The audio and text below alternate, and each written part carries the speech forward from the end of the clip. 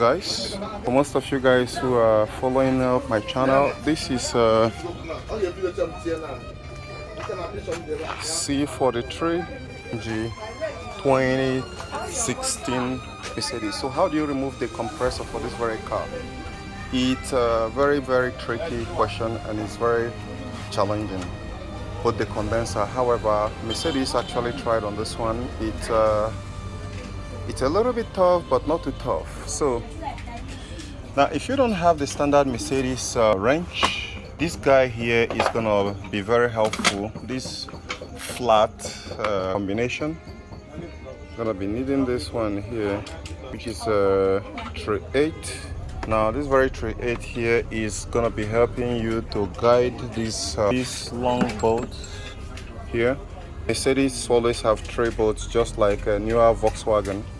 So one up, one down, one at the tail of the compressor.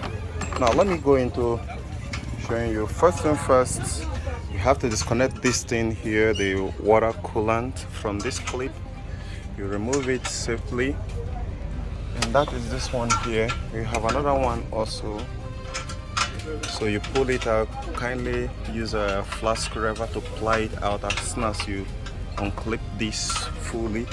And you want to do the same. This one just need to step into this very notch here, then it's okay. You pull it out. Now when you want to put it back, in, might struggle a little bit. So if you struggle a little bit, just put some oil here and put it back, and also within this seal, so it can easily go in. Now after that, there are torques which you need to lose out from here, and follow it also, which is securing this very aluminum frame. When you lose that up, then lose this one, shift it out of the way. You want to pull this very hose here. If it is not riveted with a clip, if it riveted with a clip, it means you have to remove it and you're gonna go back. When I mean riveted, some of them might not be coming with this type of clip, but some of them might be coming with this type. So this is the riveted one. So this riveted, you have to cut it. Then at last you use this very type to put it in place. Now with that said, we have the intercooler here, and we have the belt here. Now under this very belt here, not this one, but this one, there is a 17 mil bolt down there that is holding it in place for the adjuster. You just socket. Oh, binding wire can you bind that at that time, man? What we could that binding wire. It could no put that you put the wire completely up, but you need a 17 socket, deep socket like this with a 3/8. Get it in here. This is where the socket is. So you wanna grab it up. You can see it moves, right? Then you don't want to pull it from here because it's gonna be hard. Don't pull it from here. Pull it from this very side here.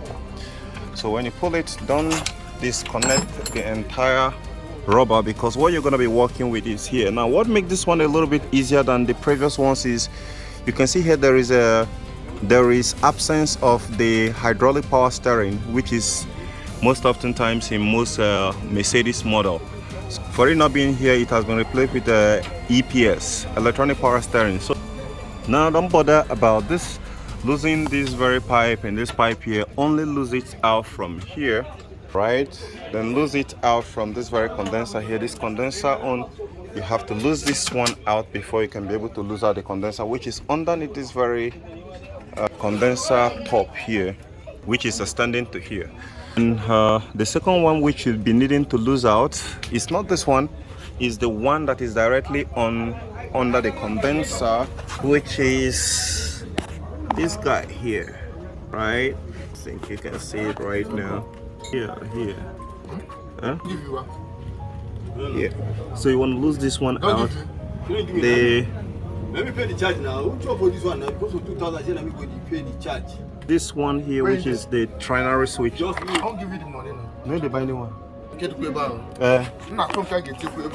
So after removing the belt, the next thing you want to be doing here is to have the 3/8 combination, right? Here, lose this one. Then you want to lose this turbo pipe. You want to lose it out.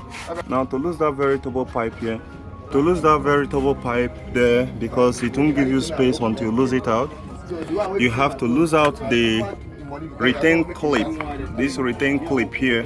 So when you lose it, then you pull it, right? Then you pull it from here, and there is a clip here, and there is a some sort of a Torx also here, right, which actually help to hold it in place. So when you lose this one, you lose this one should go out, then you lose this one here, lose this one. Now the this very last guy here, which is hidden at that side there, you have to access it from under. You have to access it from under. You can't lose it from anywhere else apart from the under. Even the second bolt, which is not this one, the other one that is down there also, you have to lose it from under. That is how most Mercedes is. But if you are thinking anything different from that, it's going to be really tough on you, right? And to do that, you want to find a very sweet spot where you're going to mount your jack. Lift this very tire up, lift it, at least let it go like 10 inch away from the floor if you are using a floor jack. But if you're already hanging up the car on the lift pole, hydraulic lift pole, then it's going to be very much easier to get the compressor out from there. But if suppose you're not using that, then it's going to be a lot harder for you.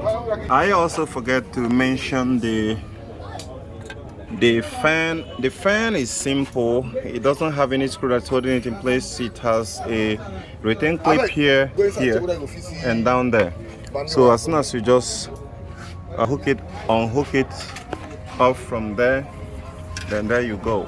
Guys, I hope you find this very video helpful to removing the compressor from your AMG C43 2016 V6 bi-turbo configuration. Bye for now. Don't forget to subscribe and like. See you later. Guys, good evening. I'm Dr. Cool, your DIY assistant. I was telling you guys about a Mercedes AMG C43. The AC is not working. They've replaced like 3 compressor, and it's still having the same problem. The guy caught my contact on the internet and decided to give me a shot. Here we are. I gave him I'm gonna be working on the car for, it's gonna take me like 3 days because there are some other things I have doing in the garage to cleanse up the system and set it up again afresh. Here we are.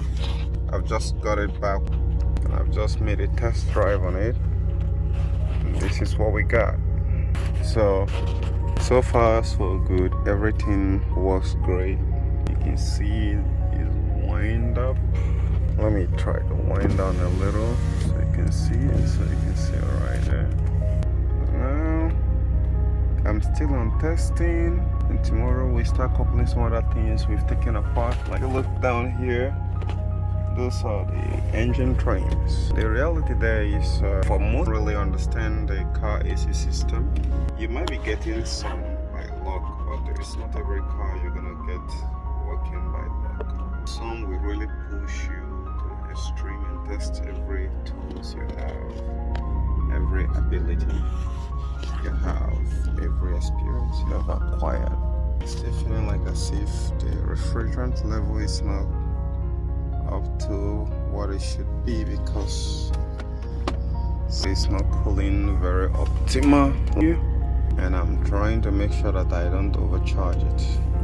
Although the refrigerant leaked out from the suction side because the valve was bad and I didn't know, and I don't have a vacuum machine to vacuum the gas out. Sorry, refrigerant recovery machine, so I can recover it completely and replace the valve.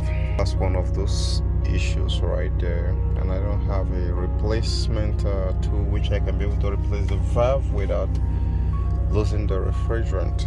But however, this has been a success. If I come back here and the AC blows cold tomorrow, then that shows that the system is not leaking the way I'm hoping. But this side is not giving me the vibes the way it was previously, guys. If you're in a